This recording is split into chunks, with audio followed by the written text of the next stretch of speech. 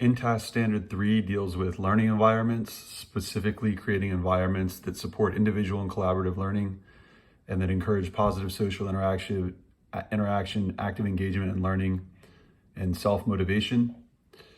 For this video, I watched a video clip of a middle school physical class, which is what I teach in, a physical classroom in middle school, math specifically.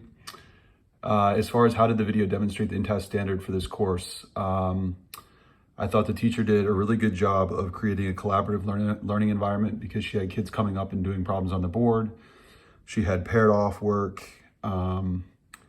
She created, I thought, a high degree of engagement by integrating some physical movement into things. Like she had the kids doing arm gestures and she had them coming up to the board and placing like magnets under various ideas that she was trying to highlight.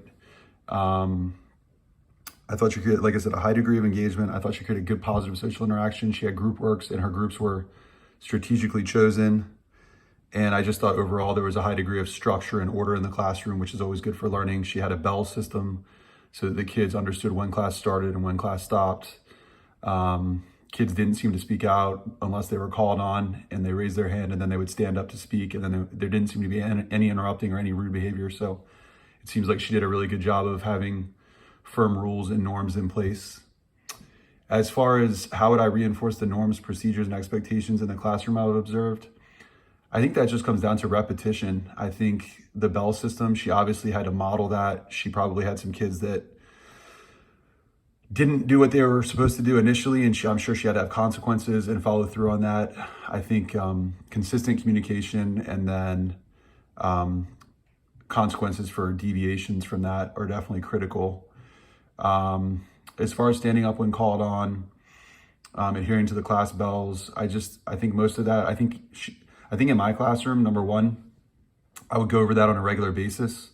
Like just going back from winter break right now, or at the beginning of a marking period, there's some times when it's good to do a reset and just re-examine all the rules for understanding and reiterate them.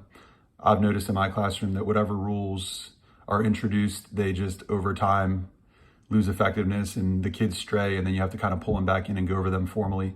So I think, having group discussions, doing hard resets, and then just enforcing the rules and making sure that the kids not only understand them, but understand that if they break them, there will be consequences.